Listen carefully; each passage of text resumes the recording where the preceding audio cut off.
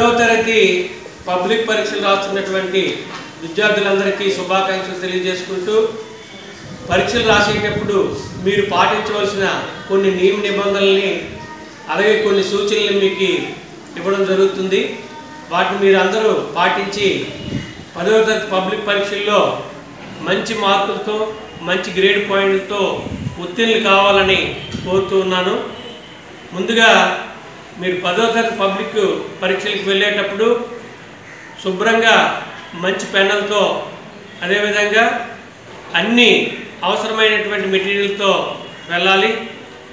వెళ్ళేటప్పుడు ఎగ్జామినేషన్ హాల్కి తొందరగా చేరుకొని ఎగ్జామినేషన్ సెంటర్లో హాల్లోకి వెళ్ళేటప్పుడు మీకు ఇన్విజిలేటరు ఇచ్చేటటువంటి మొదటగా OMR షీట్ అనేది ఇవ్వడం జరుగుతుంది.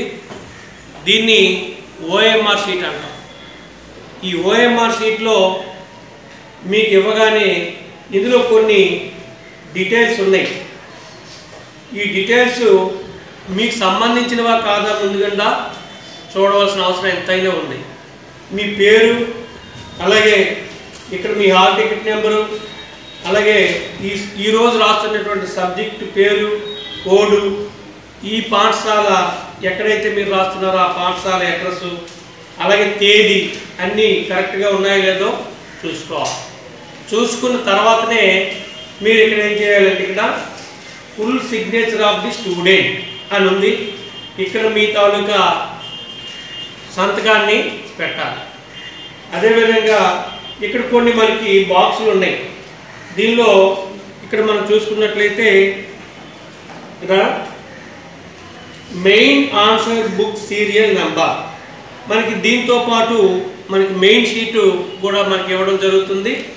దీన్ని మెయిన్ షీట్ అంటాం. ఈ మెయిన్ షీట్కి ఇక్కడ ఆల్రెడీ ముద్రించి నెంబర్ ఉంటుంది.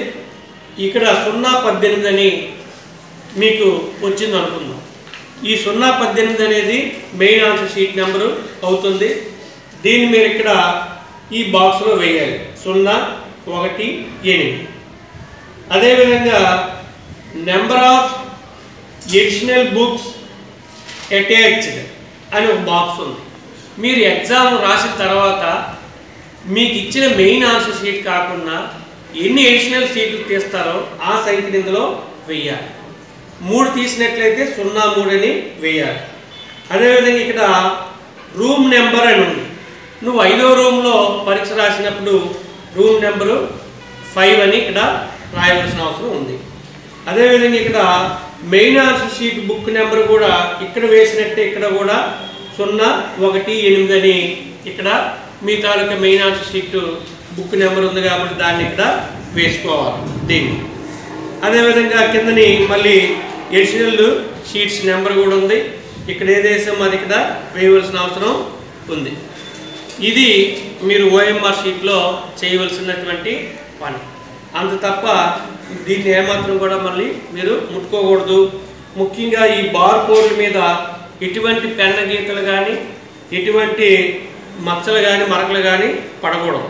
అదేవిధంగా దీన్ని మనం OMR షీట్కి ఈ విధంగా ఈ OMR షీట్ని మెయిన్ షీట్కి ఈ విధంగా కొంత ఎత్తులో ఈ విధంగా కింద నుండి కొద్దిగా దూరంలో ఈ విధంగా ఇక్కడ స్టాప్లర్ చేయాలి. స్టాప్లర్ చేసి ఇప్పుడు దీనికి మనకి ఇన్సులేటర్ ఇచ్చేటటువంటి స్టిక్కర్లని అంటించవలసి ఉంటుంది. ఈ విధంగా తయారైన తర్వాత మెయిన్ షీట్ ఇప్పుడు మనం చూద్దాం. మెయిన్ షీట్కి వచ్చేసరికి మెయిన్ ఆన్సర్ బుక్లో మనకి ఇక్కడ సబ్జెక్టు, పేపరు, ఇలాగే నెంబర్ ఆఫ్ ఎడిషనల్ అటాచ్డ్ అంటే ఇక్కడ సబ్జెక్ట్ మ్యాథమెటిక్స్ అయితే మ్యాథ్స్, పేపర్ 2 మీరు రాస్తుంటే పేపర్ 2 అని రాస్తారు. ఇక్కడ ఎగ్జామ్ అయిపోయాక 3 ఇది కాకుండా మెయిన్ ఆన్సర్ షీట్ అంటాం దీన్ని. ఇది కాకుండా మీరు ఎన్ని ఎడిషనల్ షీట్లు తీస్తే ఆ నెంబర్ ఇక్కడ వేయవలసి ఉంటుంది. అదేవిధంగా ఇక్కడ ఆల్రెడీ ఇక్కడ నెంబర్ ఉందో లేదో కూడా మీరు చూసుకోవాల్సిన అవసరం ఉంది. ఇక్కడ ఇన్విజిలేటర్ సంతకం ఉందో లేదో కూడా మీరు చెక్ చేసుకోవాలి. ఇది మెయిన్ ఆన్సర్ షీట్. అది మెయిన్ ఆన్సర్ షీట్లో మనం ఏం చేయాలి? మెయిన్ ఆన్సర్ షీట్లో ఈ విధంగా ఈ పేజీని కొంతమంది వదిలేస్తున్నారు, వదలని అవసరం లేదు. ఈ పేజీ నుండే ప్రారంభించుకోవచ్చు. చుట్టూ మనం బార్డర్ కొట్టుకొని, ఎక్కువగా కాకుండా చుట్టూ బార్డర్ కొట్టుకొని నీట్గా దీని మీద మనం ఇక్కడ నుండే స్టార్ట్ చేసేవచ్చు. ఇది మెయిన్ ఆన్సర్ షీట్. అలాగే మనకి వీటితో పాటు మన మెయిన్ ఆన్సర్ షీట్ పూర్తిగా రాసిన తర్వాత మనకి ఎడిషనల్ షీట్ అనేది ఒకటి ఇవ్వడం జరుగుతుంది. మనం ఎడిషనల్ షీట్ బుక్ అంటాం. దీనిలో ఇక్కడ మనకి సీరియల్ నెంబర్ అని ఆల్రెడీ ఎడిషన్ షీట్ నెంబరు గుర్తించి ఉంటుంది. మీరు ఇందులో మీ మెయిన్ ఆన్సర్ షీటు మీకు ఆల్రెడీ 18 ఇచ్చున్నాం కాబట్టి ఆ 18ని ఇక్కడ వేయవలసి ఉంటుంది. అలాగే దీనిలో మార్జిన్ కొడుతూ మనం నీట్గా రాయాలి. ఎటువంటి తప్పులు కొట్టకుండా దస్తూరిగా మీరు రాసుకోవాల్సిన అవసరం ఎంతైనా ఉంది. ఇది ఎడిషనల్ షీట్. ఎడిషనల్ షీట్పై తప్పనిసరిగా మీ మెయిన్ ఆన్సర్ షీట్ నెంబర్ని వేయండి. అదేవిధంగా దీన్ని మనం గ్రాఫ్ పేపర్, మ్యాథమెటిక్స్కి వచ్చేసరికి గ్రాఫ్ పేపరు ఇలాంటిది ఇవ్వడం జరుగుతుంది. ఈ గ్రాఫ్ పేపర్లో మెయిన్ ఆన్సర్ షీట్ నెంబర్ అనేది మీరు ఇక్కడ వేసుకోవాలి. వేసుకున్న తర్వాతనే మీరు గ్రాఫ్ గీయడం మొదలు పెట్టడం జరగాలి. అదేవిధంగా బిట్ పేపర్ కూడా మనకి ఇవ్వడం జరుగుతుంది. ఈ బిట్ పేపర్లో ఇక్కడ మీరు మెయిన్ ఆన్సర్ షీట్ నెంబర్ అని ఆ మెయిన్ ఆన్సర్ షీట్ నెంబర్ని ఇక్కడ వేయవలసిన అవసరం ఉంది. దాన్ని మీరు జాగ్రత్తగా వేసుకోండి. తర్వాతను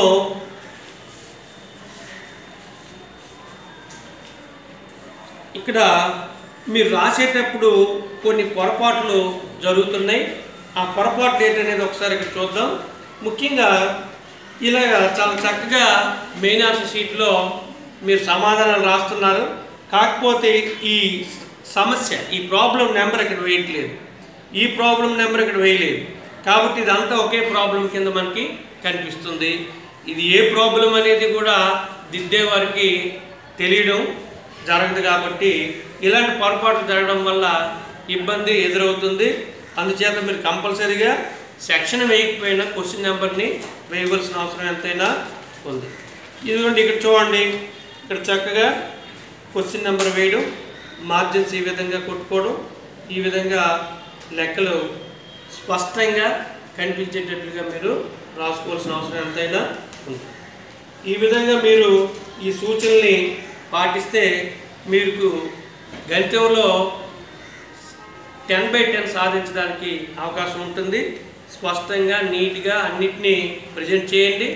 చాయిస్తో కలిపి మీరు 4 మార్కులవి రాయండి. ఎక్కువ మార్కులు దేనికి వస్తే దాన్ని పోస్ట్ చేయడం జరుగుతుంది. కాబట్టి రెండింటినీ కూడా 2 వస్తే 2 కూడా రాయడానికి ఎక్కువగా మీరు చేయడం జరగాలి. 2 లెక్కలు వస్తే 2 లెక్కల్ని చేయండి. అదేవిధంగా మీరు రాసేటప్పుడు ఇటువంటి కొట్టువేతలు ఉండకూడదు. ఒకవేళ ఎక్కడైనా మీరు తప్పని అనిపిస్తే దాన్ని ఒకేసారి ఇంటి పెట్టి ఇక్కడ రాంగ్ అని రాయండి. అంతేకాని ఇంకెటువంటి ఇది కూడా ఉండకూడదు. దాన్ని శుభ్రంగా రఫ్ చేయడం కానీ ఇటువంటి దిద్దుబాట్లు కానీ ఉండకూడదు. అదేవిధంగా బిట్ పేపర్కి వచ్చేసరికి బిట్ పేపర్లో మనకి ఈ విధంగా బిట్ పేపర్ ఉంటుంది. బిట్ పేపర్లో ఎటువంటి కొట్టువేతలు లేకుండా ఒకే అక్షరాన్ని రాయాలి. 2-3 అక్షరాలు రాయడం కానీ శుభ్రంగా దిద్దడం కానీ జరగకూడదు. అలా జరిగితే బిట్ దిద్దేటప్పుడు ఇటువంటి కొట్టువేతలున్నా దిద్దేసినా దానికి మార్పు ఇవ్వకపోయినా ఆశ్చర్యపోయిన అవసరం లేదు. అందుచేత మార్కులు పోవడానికి అవకాశం ఉంది. కాబట్టి ఏదో స్పష్టంగా రాయండి. డౌట్ ఉంటే పెన్సిల్తో రాసి తర్వాత కరెక్ట్ అయినప్పుడు పెన్నుతో దాన్ని రాయండి. ఈ విధంగా మీరు ఈ నియమాలు పాటిస్తూ మంచి మార్కులు సంపాదిస్తారని మరొకసారి మీ అందరినీ కోరుతూ ఉన్నాను. మరొకసారి మీ అందరికీ శుభాకాంక్షలు తెలియజేస్తూ